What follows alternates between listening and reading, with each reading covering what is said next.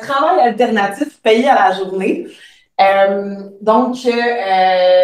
C'est en fait, souvent quand j'explique ta page, je leur dis aux gens de sortir un peu de la perspective qu'il y a normalement avec les organismes qui réussissent à faire de l'intégration sociale, souvent socio-communautaire.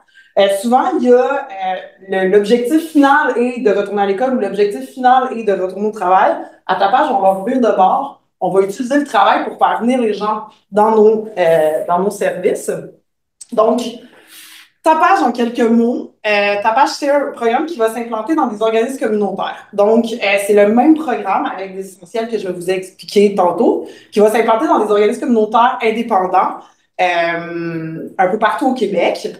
Dans le fond, c'est un programme qui va s'adresser aux personnes en situation de précarité.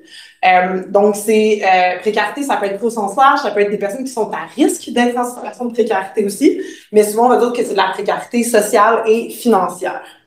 Les tapages, ça va être en fait, on va offrir aux tapageurs, qui sont les gens qui bénéficient des programmes tapage, des plateaux de travail qui vont être posés un peu comme du dépannage économique. Ces plateaux de travail-là sont courts, vont être rémunérés à la fin des plateaux de travail en argent comptant. Ça ne prend pas de qualification nécessaire pour avoir les plateaux de travail de tapage. En fait, on essaie de s'adapter le plus possible pour faire en sorte d'être très inclusif. Puis sinon, les tapages ne vont pas engager un tapageur dans la durée. Ça, ce que ça veut dire, c'est que lorsqu'un tapageur s'inscrit à un plateau de travail de tapage, son premier plateau, il va faire l'inscription, être inscrit. S'il ne revient pas pendant 4 ans, il revient au bout de 4 ans, c'est correct. S'il revient tous les jours, c'est correct. S'il vient pendant une semaine, par exemple, on ne le voit plus pendant 5 ans, puis il revient, bien, on va toujours accepter ça. Fait qu'il va s'engager. Donc, c'est un engagement qui est vraiment ponctuel et qui est très rapide, dans le sens où un tapageur va s'inscrire et va souvent avoir, dans le fond, un plateau de travail. Il va désirer avoir un plateau de travail. Ça va être la journée même, le lendemain. Des fois, dans la semaine, tout dépendant des tapages et de comment ils peuvent s'organiser, mais c'est toujours très court. Sinon, ça va être, dans le fond, travail alternatif. Alternatif, c'est pour alternatif aux métiers qui sont criminalisés. Avant, on disait métier de la rue. Maintenant, la facette a un peu changé. Fait qu'on dit métiers criminalisés qui vont en fait soit des métiers qui sont illégaux ou des métiers qui vont souvent être criminalisés. Donc, je pense à quêter. Souvent, les tapageurs qui quêtent, les personnes qui quêtent vont avoir beaucoup de tickets par rapport à quand ils quêtent. Fait que tapage va être une alternative à ces métiers-là, dans le sens où c'est rapide, il n'y a pas d'engagement. L'argent vient automatiquement aussi, puis il n'y a pas beaucoup de règles. Ça s'adapte beaucoup aux personnes qui veulent le faire. Sinon, à Tapage, je vous disais qu'on ne visait pas nécessairement l'insertion socio-professionnelle. On va plutôt viser la santé globale, puis on va viser la santé globale à travers les besoins que les tapageurs vont avoir. Donc, c'est eux qui vont décider qu'est-ce qui va améliorer leur santé globale. Il était une fois. J'aime bien comme raconter un peu l'historique de Tapage, de comment c'est arrivé, parce que je pense que ça montre vraiment beaucoup l'essence de Tapage, puisque c'est resté même par après. Tapage est apparu parce qu'en 1999, à Montréal, dans le quartier centre-sud, centre-ville, il y avait énormément, en fait, la population de rue était très, très jeune, ce qui n'est plus le cas. Puis c'est énormément de punks qui faisaient du squeegee dans les coins de rue. Il y avait tellement de personnes qui voulaient faire du squeegee et pas assez de coins de rue payants qu'il y a des jeunes à l'époque qui s'aventuraient à aller dans des coins de rue très dangereux, comme les sorties d'autoroute, par exemple. Fait que vous pouvez vous douter qu'il y a eu des accidents qui étaient vraiment horribles. Fait que face à ce problème-là aussi, puis il y a des problèmes de cohabitation, la Ville de Montréal a mandaté l'organisme Spectre de rue dans le centre-sud qui faisait déjà du travail de rue auprès de ces populations-là, d'aller avec l'Université de Montréal, d'essayer de trouver une solution. Ils sont allés voir qu'est-ce qui se faisait dans d'autres pays, qu'est-ce qui se faisait ailleurs. Ils ont été voir aussi qu'est-ce que les tapageurs avaient comme besoin, pourquoi ils faisaient du squeegee, par exemple. Puis, il en est ressorti, en fait, tapage, du travail alternatif, paye à la journée. Puis, à l'époque, en fait, pour vraiment s'adapter à être une vraie alternative, puis s'adapter aux besoins des futurs tapageurs, ils ont décidé, en fait, de dire aux jeunes, amenez votre squeegee, vous allez laver des vitres comme vous avez toutes les capacités de le faire, mais ça va être des vitres de commerce, puis vous allez être sur le trottoir en sécurité, puis on va vous donner du cash à la fin, comme quand vous squeegez au coin des rues. Fait que vous pouvez vous douter que ça a vraiment très bien pogné. Les tapageurs étaient présents en grand nombre, et aujourd'hui, 23 ans plus tard, dans ce même tapage d'aspect de rue, il y a près de 250 tapageurs qui passent par année dans des locaux de spectacle. Là, ensuite, je ne vais pas tout faire la ligne du temps. Par contre, je vais vous mettre un peu les points saliants, ne serait-ce que l'apparition du volet 2, on va l'expliquer, mais c'est une évolution dans le programme, je vais l'expliquer tantôt. Mais sinon, en 2012, il y a le premier tapage qui a été implanté en France, en fait. Parce que en 2008, il y a un travailleur de rue de Bordeaux, en France, qui est venu faire un stage, a visité Spec de rue par pur hasard et est tombé en amour avec le programme de tapage. Il a fait, voyons, je veux l'implanter moi aussi en France. Il est arrivé en France, ça leur a pris un peu plus de temps. Le code du travail français est un peu plus complexe, mais il a réussi à l'implanter en 2012. Puis ensuite, en 2016, ils ont, eux, créé le réseau Tapage France. C'est un peu plus vite en France parce qu'ils ont eu des appuis gouvernementaux plus rapidement. Puis maintenant, à ce jour, Tapage France, c'est une grosse machine de 22 employés. Il y a 70 tapages en France, puis c'est appuyé par les plans de lutte à la pauvreté de France, finalement. Sinon, en 2015, on a commencé à avoir de la recherche qui est rentrée dans Tapage, avec Camille Bertrand, en fait, qui nous suit encore à ce jour. C'est une recherche un peu plus d'évaluation. Ça a été une recherche d'évaluation transatlantique, en fait. France et Québec. Puis c'était pour voir un peu pourquoi ça marchait, même dans deux pays différents, exactement le même principe. Sinon, ensuite, le premier tapage après Spectre de rue, ça a été l'Escale Montréal-Nord, c'est en 2017. Et la création de Tapage Québec en 2018. Vous voyez tous les autres programmes qui ont suivi par la suite. Tapage, c'est quoi? Tu sais, je vous parlais des essentiels, du corps de tapage. Tapage, en fait, c'est un programme de réduction des méfaits. Vous allez voir qu'à travers, au fond, je nomme tout le temps le premier parce que la réduction des méfaits est un principe de tapage. Le reste de tous les essentiels est beaucoup teinté de la philosophie de la réduction des méfaits. La réduction des méfaits en tapage s'exprime entre autres par le corps de la réduction des méfaits, du pragmatisme. Les tapageurs ont besoin d'argent pour survivre. Donc, si on leur offre pas l'argent, ils vont aller la chercher ailleurs. Puis, ça sera peut-être pas de façon sécuritaire. Fait qu'on va leur offrir l'argent. En plus, il va y avoir des intervenants. Fait que ça va être sécuritaire aussi psychologiquement. Sinon, de l'humanisme, on met la personne au centre de son suivi. On va mettre la personne aussi on va voir la personne dans sa globalité. La personne n'est pas un problème particulier. On va pas juste travailler sur la consommation ou sur le fait que c'est une personne qui est sans domicile fixe, par exemple. On va voir la personne dans sa globalité puis on la met au centre de son suivi parce que c'est elle qui va décider les besoins qu'elle veut remplir avec le programme. Ensuite, le travail à la journée, qui est vraiment essentiel à tapage pour que ça soit une vraie alternative, on en parlait tantôt, c'est le fait que les tapageurs sont payés cash tout de suite après leur plateau de travail et qu'ils n'auront un engagement que d'une journée au même fond à l'entrée du programme. Sinon, des plateaux qui sont simples et diversifiés. Simple, on en parlait tantôt, c'est pour faire en sorte, en fait, à tapage, on dit qu'on est à feuille adaptée, fait qu'on s'adapte à tous les tapageurs. Le fait de s'adapter le plus possible à tous les tapageurs ou futurs tapageurs qui pourraient vouloir venir, ça fait en sorte, le fait qu'il y ait des plateaux simples, ça fait vraiment ça. Ça s'adapte. Puis simple, en fait, on va dire que ça ne prend pas de capacité particulière, qu'on n'a pas besoin de prendre de cours, d'avoir de formation nécessaire avant de commencer le plateau de travail. Puis la diversité des plateaux. Ça, c'est pour deux choses. Premièrement, on s'adapte. Ça a l'air un peu anodin, mais par exemple, un plateau qui est très simple, comme de ramasser des déchets dans la rue, ça peut être difficile pour une personne qui n'est pas capable de marcher pendant 2 heures et demie de temps, qui est le plateau de travail normal à tapage. Pour ces personnes-là, des fois, on va faire en sorte de trouver des plateaux de travail qui vont être à l'intérieur, que la personne va être immobile.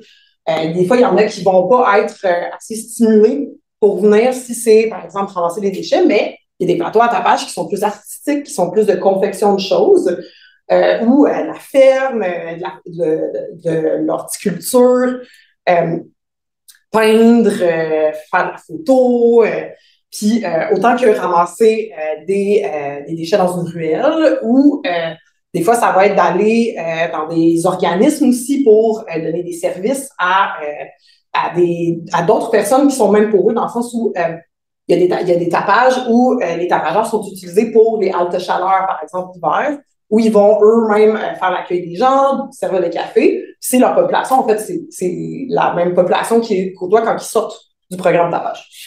Sinon, le coude à coude. Le coude à coude, c'est, je crois, en fait, je crois moi, et on l'a vu par après en recherche, que c'était ce qui marchait le plus à ta page pour la création de lien. Ta page est un outil de création de lien. Le coude à coude, c'est le principe que, au volet 1, à l'entrée du programme, chacun des plateaux de travail a un intervenant sur place qui va faire exactement le même travail que le tapageur. Dans le fond, si un chercheur ramasse des déchets dans une ruelle, l'intervenant va ramasser des déchets dans une ruelle. Puis ça fait en sorte, en fait, ça fait beaucoup référence au fait que quand on travaille avec quelqu'un, on fait naturellement des liens avec la personne de façon plus facile. Puis c'est vraiment plus facile parce qu'en fait, les tapageurs ont souvent été des personnes qui ont été surinstitutionnalisées.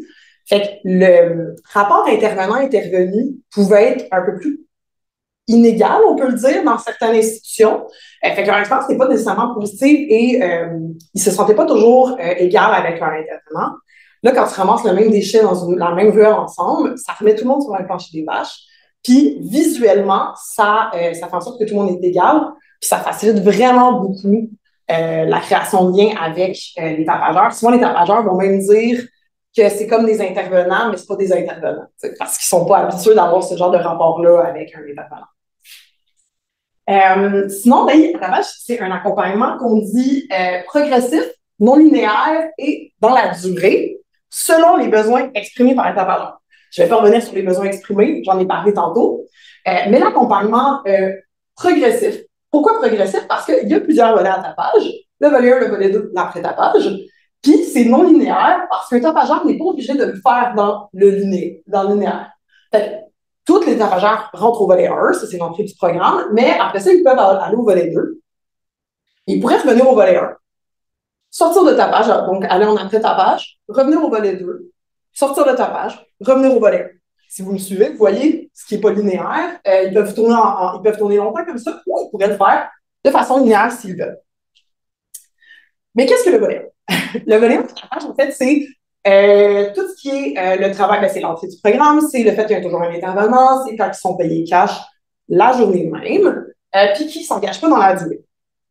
Le volet 2, le tapage, c'est une fois que tu es connu au volet 1, souvent les tapageurs vont soit exprimer le besoin d'aller au volet 2 ou un intervenant va aller les voir. Il me semble que tu es rendu là, tu es un peu plus stable que tu l'étais, et ils vont proposer le volet 2. Le volet 2, c'est payé toujours cash, mais à la semaine. Donc, les tapageurs vont travailler un nombre d'heures qui va être co-déterminé avec l'intervenant de suivi. Ils vont, dans le sens où ils peuvent demander 20 heures.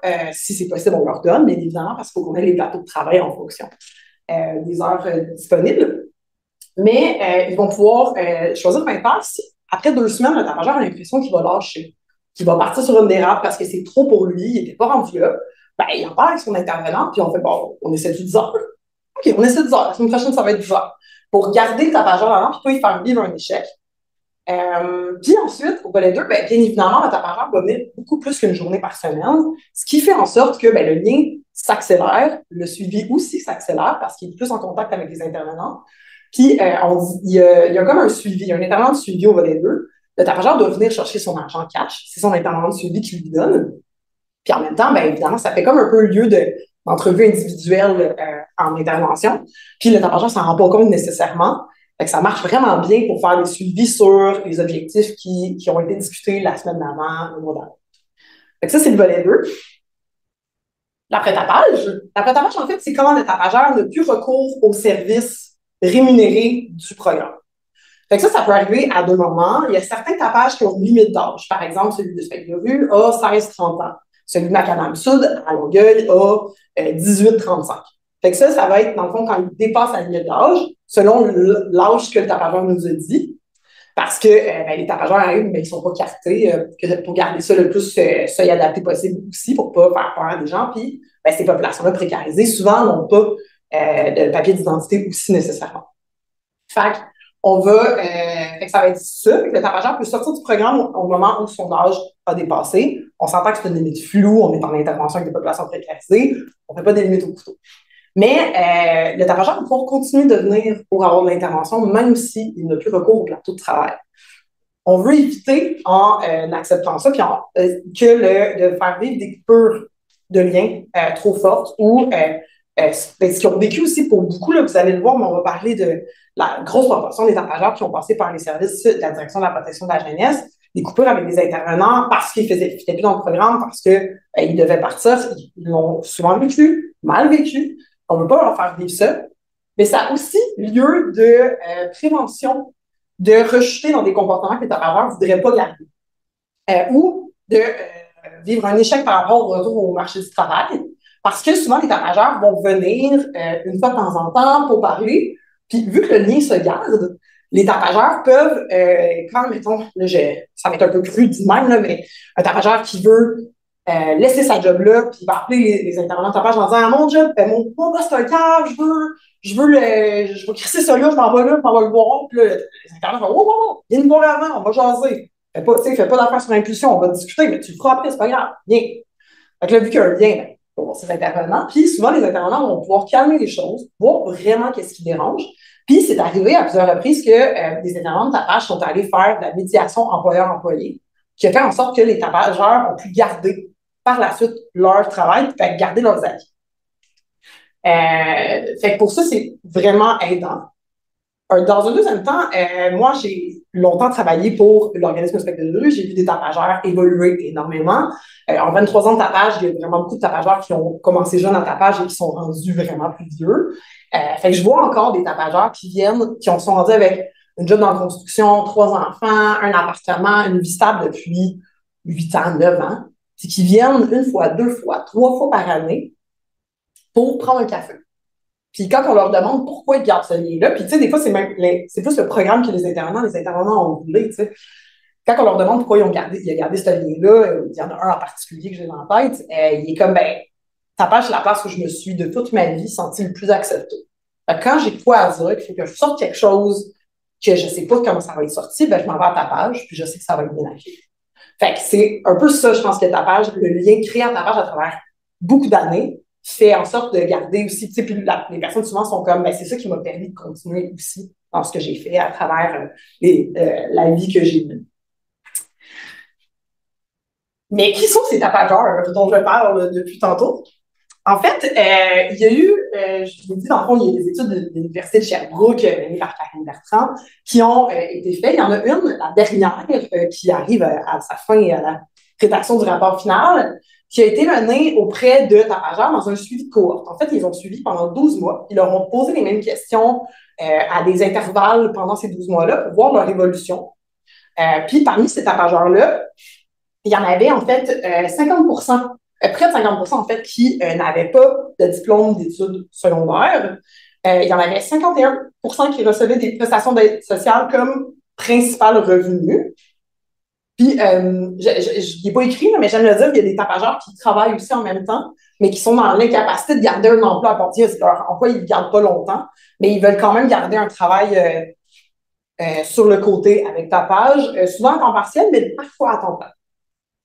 Sinon, il y a 30% c'est une statistique que j'aimerais beaucoup parce qu'il y a 30% en fait des tapageurs qui sont parmi la communauté 2S LGBTQIA+.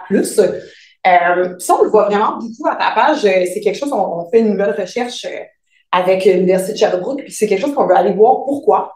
Parce qu'on voit vraiment beaucoup que le pourcentage de personnes de cette communauté-là à tapage et de communautés multiculturelles aussi, est beaucoup plus élevé dans les programmes de tapage que dans l'organisme général où tapage s'implante. Fait qu'on veut comprendre pourquoi, en fait, tapage rejoint, on se doute un peu l'admissibilité universelle, le fait de s'adapter à tout le monde, ça doit vraiment beaucoup transparaître à travers ça. Mais on va aller vérifier vraiment pourquoi, mais c'est quelque chose de quand même positif dans le tapage qu'on voit. Sinon, il y a 75% qui sont des hommes, 7% qui se disent femmes aussi. Ça, c'est pas tellement étonnant. Dans les services, la plupart des femmes n'ont pas nécessairement recours aux services de réduction des méfaits et par rapport à la consommation, c'est le même pourcentage qu'on voit dans tous les autres services qui sont du genre aussi. Sinon, ben, je disais qu'il y en avait quand même beaucoup. Il y a 51% en fait des tapageurs qui ont reçu les services de la direction de protection de la jeunesse. De ce pourcentage-là, vraiment une bonne partie ont été en fait dans des centres de jeunesse. Donc, ils ont habité en centre de jeunesse. 27% sont sans domicile fixe au moment où ils sont à tapage. Puis, sinon, il y a près de 50% des tapageurs qui sont à tapage depuis plus de 2 ans. 27 entre 2 et 5 ans et 16 depuis plus de 5 ans.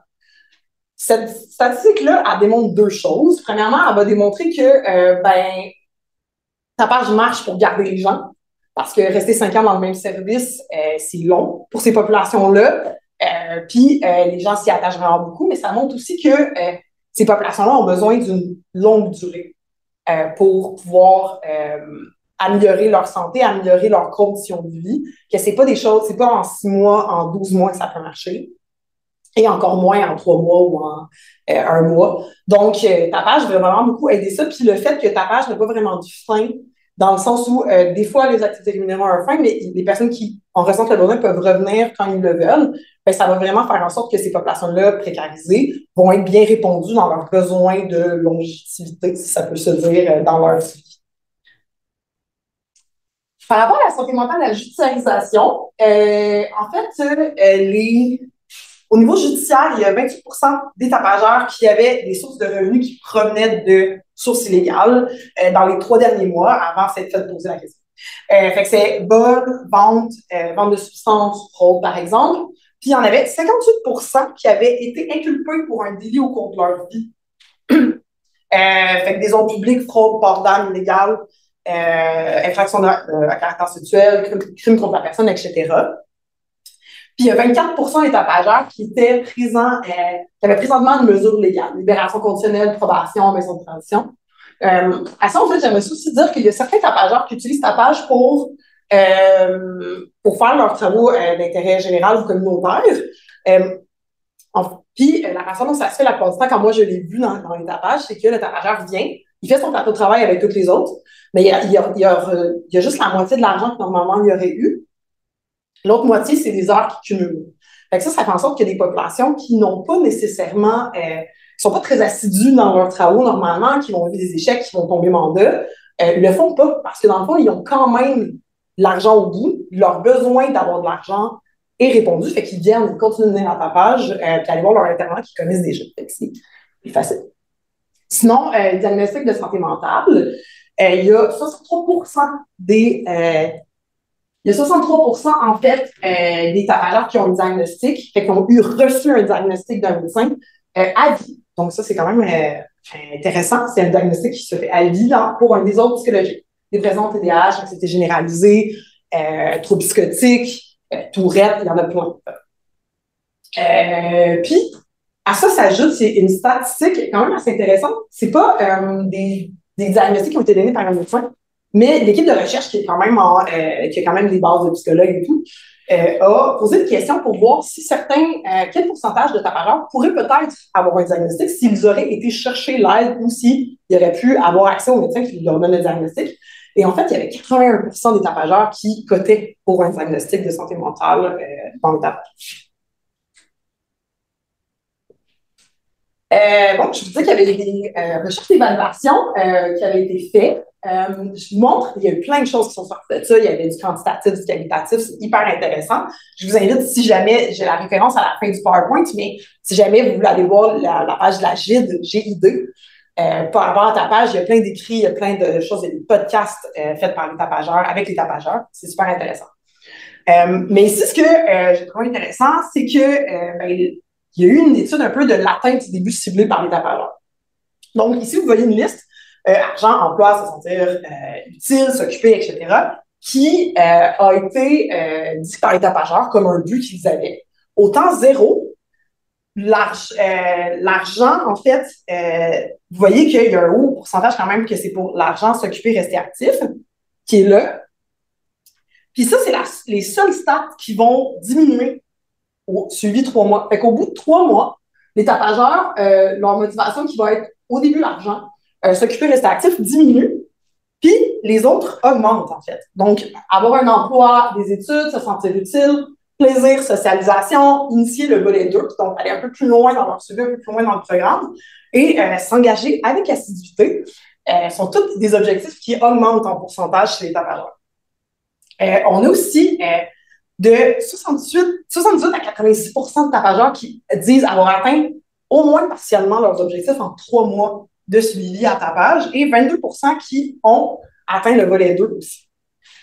les retombées du, moi, dans les retombées du programme sur quand même un plus long terme, les tapageurs vont démontrer plus de confiance en eux, une meilleure humeur, une augmentation du bien-être global. Puis ça me fait vraiment penser à une tapageuse qui m'avait dit qu'en rentrant à tapage, elle regardait ses pieds puis elle voulait fesser dans un mur.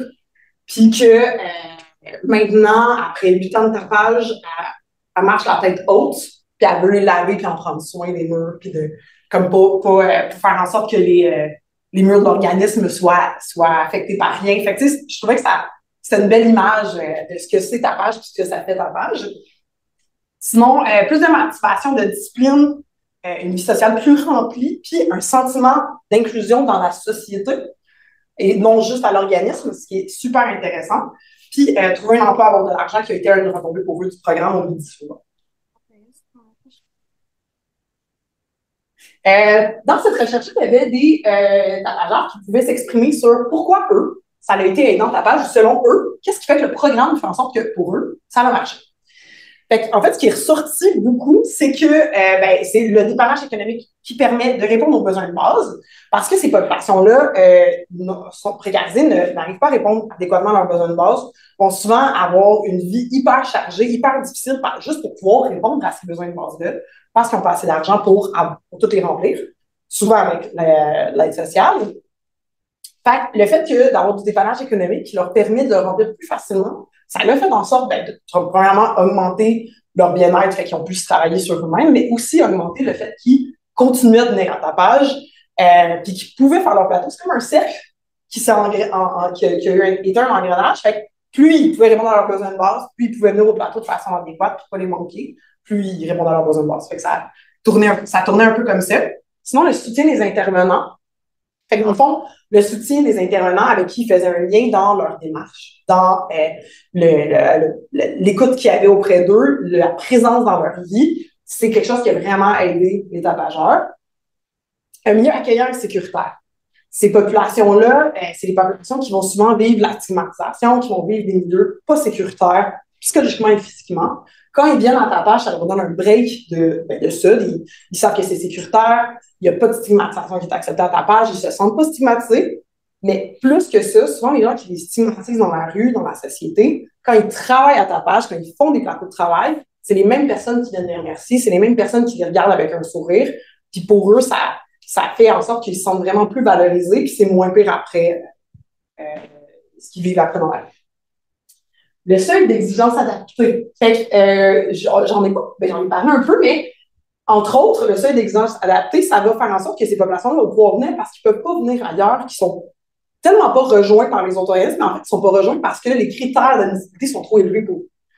Ça va avoir lieu, tu sais, mettons, très imagé à tapage, ça va être la tolérance de la consommation. À tapage, dans le plateau de travail, les tapageurs, ils peuvent venir en état de consommation tant qu'ils peuvent faire le travail sans se mettre eux en danger ou mettre quelqu'un d'autre en danger. Puis, on va tolérer l'état de consommation, mais certains tapages vont même aller jusqu'à réfléchir à tolérer la consommation quand c'est des plateaux qui sont plus longs. Puis, avec les substances, maintenant, c'est justement quand on dit s'adapter, les substances, maintenant, les opioïdes surtout, sont de plus en plus, ils sont plus à contraction qu'ils l'étaient.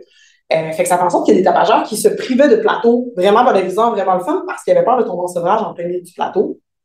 Fait que face à ça, il y a des programmes qui ont fait on va s'adapter, on va essayer de réfléchir à comment faire ça de façon sécuritaire, parce qu'il faut justement pas mettre le tapageur en danger quand il le fait.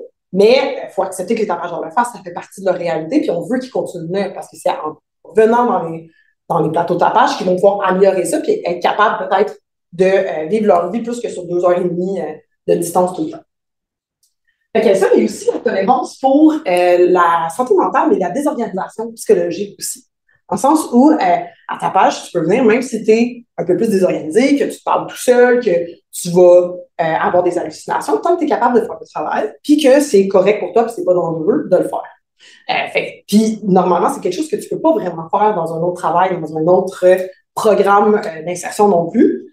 Fait que ça est vraiment aidant pour eux de pouvoir rentrer à tapage puis vraiment utiliser les services. Puis sinon, le plateau court, la rémunération à la journée, c'est la même chose que tantôt, c'est vraiment proche de leur réalité, puis ça devient, tapage est une vraie alternative à ce qu'ils vont chercher ailleurs, sinon. Le soutien des intervenants lors des plateaux de travail, ça a été vraiment aidant dans le sens où le coude à coude, le fait que les intervenants étaient présents sur les plateaux de travail, pour les tapageurs, ça a été une grosse motivation à non seulement venir, mais à finir leur plateau de travail jusqu'à la fin. Parce que les intervenants sont là, ils t'écoutent si ça va pas bien, ils te remontent le moral, ils motivent les troupes, puis ils font aussi en sorte qu'il y a une entente entre les tapageurs qui s'entendent pas toujours, qui se connaissent pas toujours, puis il va pas avoir de tolérance de stigmatisation même entre les tapageurs. Fait que, il va y avoir cette régulation-là sur le plateau qui va être faite par la présence d'un intervenant souvent, mais des fois par la présence des tapageurs entre eux, qui va faire en sorte que les gens vont trouver, les tapageurs trouvaient ça vraiment aidant que les intervenants soient présents avec eux. Sinon, l'importance de la qualité des liens développés à travers le temps, à travers le travail, à travers l'acceptation inconditionnelle, a vraiment fait en sorte qu'ils restent dans le programme et que ça aille bien pour eux et que ça marche. Tapage, c'est aussi un réseau national dont je suis la coordonnatrice. Présentement, c'est 10 programmes qui sont répartis dans 8 régions administratives. Il y a des tapages à Montréal, en centre urbain, bien évidemment. Il y a également des tapages en région éloignée, comme en Val-d'Or, à Dolbeau-Mistassini, au Lac-Saint-Jean. D'ailleurs, l'Organisation à Dolbeau-Mistassini a été notre premier tapage en région éloignée. On n'était pas peu fiers que ça marche. Là-bas, ça marche super bien. Fait que c'est vraiment fun de voir que ça marche en France aussi en centre urbain, mais ça marche aussi au Québec, dans des régions très éloignées. À Val-d'Or aussi, je tiens à mentionner, ça a été vraiment aidant côté acceptabilité sociale des populations itinérantes, parce que il y avait des problèmes de cohabitation à Val-d'Or, puis j'avais parlé avec la directrice de l'organisme qui l'a implanté après à peu près 2 mois d'activité. Elle voyait déjà une différence dans l'acceptabilité sociale de ces populations, de la population qu'elle desservait elle, par rapport aux citoyens, par rapport aux commerçants, parce que il y avait eu un effort de venir féliciter les tapageurs, fait que les tensions avaient descendu, ils se jasaient beaucoup, fait que pour ça, ça a été vraiment énorme. C'est aussi un effet positif de tapage qui est tout comme la réinsertion d'emploi qui marche vraiment bien, mais qui n'est pas le but. La cohabitation sociale n'est pas le but de tapage, mais c'est vraiment quelque chose qu'on voit très souvent avec l'implantation de tapage. Mais comment ça marche une implantation ou à quoi? En fait, Tapage Québec, ça va servir à coordonner pour s'assurer que le réseau fasse du sens au niveau national, que personne ne se lise entre eux, mais aussi que ça descend les bonnes populations à travers, entre autres, vérifier qui implante comment, dans quel organisme, mais aussi la capacité de respecter les essentiels par ces organismes. La façon dont ça marche, c'est que un organisme va avoir un désir d'implantation, va voir faire des recherches et va contacter Tapage Québec, moi, pour faire une première rencontre. Dans cette rencontre-là, on explique qu'est-ce que tapage, mais aussi c'est quoi réellement dans le quotidien avoir un tapage, c'est quoi les essentiels, puis c'est quel type d'organisme qui peut l'avoir. Si l'organisme, après cette rencontre-là, trouve que ça fait du sens, que moi, avec elle, on discute, bon, ça pourrait faire du sens, elle demande une approbation de membre au CA. Fait que le CA qui est constitué d'uniquement des directeurs de tapage ou de représentants de programmes tapage et on a un membre, en fait, fondateur qui est Tapage France, parce qu'on reste en lien pour apprendre les uns des autres et continuer à être une grande famille internationale. S'il approuve, ensuite, il y a un accompagnement qui va se faire par Tapage Québec. Fait que moi, on va rencontrer en tant qu'organisme l'organisme qui veut implanter, puis on va voir les besoins sont où, c'est quoi les étapes, où est-ce que l'aide devrait être plus comme poussée de Tapage Québec. Ça peut être dans l'implantation vraiment très technique, comment ça se monte un plateau de travail, c'est quoi les outils qu'il faut que j'utilise, comment je fais un reçu, combien je dois charger un partenaire employeur, combien je paye mes tapageurs, ce genre de questions-là. Ça va être très, très terrain, mais ça peut être aussi regarder avec eux les financements pour s'assurer qu'ils obtiennent des financements. Puis, ça peut être aussi la recherche de partenaires employeurs qui vont faire en sorte que les plateaux de travail vont être possibles. Fait que les partenaires employeurs qui vont pouvoir payer les tapageurs.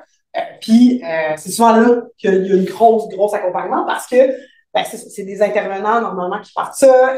C'est pas quelque chose qu'on a dîné, puis je parle pour ma paroisse parce que j'ai été intervenante pendant 100 ans. C'est pas quelque chose qu'on a dîné d'aller voir un PDG d'entreprise puis de dire en prenant mes tapageurs, tu vas augmenter ton chiffre d'affaires, tu vas augmenter de l'argent. Nous, on a juste le goût de dire c'est merveilleux si tu les prends, puis c'est pas ça qui convainc toujours malheureusement les gens mercantiles. Fait que c'est plus complexe des fois de le faire eux-mêmes. Fait qu'on va travailler avec eux pour les aider un peu à trouver les skills ou la façon de parler avec ses partenaires employeurs. Puis des fois, ça va être aussi juste des liens qu'on a déjà, puis qu'on a fait au niveau national, qui va pouvoir aider les tapages. J'ai mis c'est le temps puis les freins d'implantation pour montrer un peu qu'est-ce qui marche bien à tapage, puis qu'est-ce qui fait en sorte dans notre société, structurellement, qui fait en sorte que c'est un peu plus complexe des fois à partir. À Tapage, en fait, d'être accompagné par une entité nationale comme Tapage Québec, c'est vraiment aidant. C'est ça que les organismes qui ont pu en bénéficier, parce qu'il y en a qui ont popé tout seuls. Ceux qui ont pu en bénéficier trouvent que ça a été vraiment facilitant pour eux. Mais surtout avoir un accès facile à une expertise des autres tapages. D'avoir accès à une expertise de tapage qui sont là depuis 5 ans, 6 ans, mais 23 ans aussi. Ça fait vraiment en sorte que c'est aidant pour un organisme qui veut partir prendre tapage. Avoir une structure administrative solide. Tapage, c'est quand même une grosse machine. Partir en programme comme Tapage, ça prend la facturation à des partenaires employeurs, ça prend la capacité de faire beaucoup de reçus. Tu sais, quand je vous dis qu'un tapage peut avoir jusqu'à 200-250 jeunes, c'est énormément de reçus et d'argent compté par jour. Puis ça, c'est aussi, à part des demandes de financement qui sont très multiples à Tapage, on va en parler dans les freins.